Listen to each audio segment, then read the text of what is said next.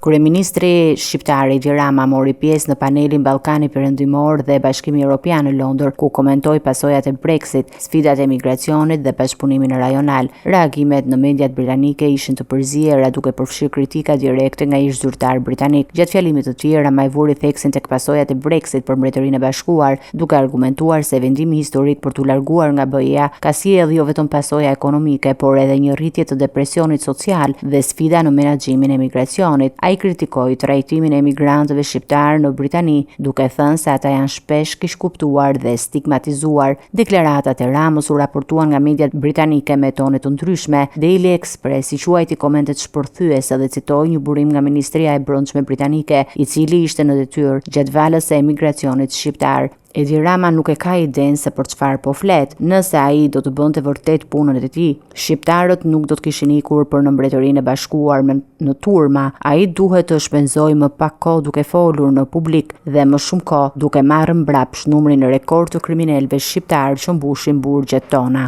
The Mirror e quajti Ramën kryeministri vizitor dhe raportoi ironin ndaj ish sekretares së brendshme Suela Braverman, ndërkohë që lavdëroi përparimet e qeverisë laboriste për menaxhimin e migracionit. The Independent nxorri në pas rreth 22.000 shqiptar kaluan vitin e kaluar përmes rrugëve të palishme nga Ballkani Perëndimor drejt Mbretërisë së Bashkuar, duke treguar sfidat e migracionit palishëm dhe rëndësinë e bashkëpunimit rajonal. Rama theksoi rëndësinë e koordinimit mes vendeve të Ballkanit Perëndimor dhe Mbretërisë së Bashkuar për të goditur kontrabandën dhe për të parandaluar kalimin e migrantëve pa dokumente. Ai bëri thirrje që politikanët britanik të mos përdorin emigracionin shqiptar si mjet politik dhe të respektojnë kontributin e komunitetit shqiptar në Mbretërinë e Bashkuar. Reagimet e mediave britanike treguan se deklaratat e Ramës nxiten nga tema të ndjeshme dhe të debatueshme, ndërsa për Shqipërinë ato paraqesin një mundësi për të pozicionuar vendin në dialogun ndërkombëtar mbi migracionin, sigurinë dhe integrimin rajonal.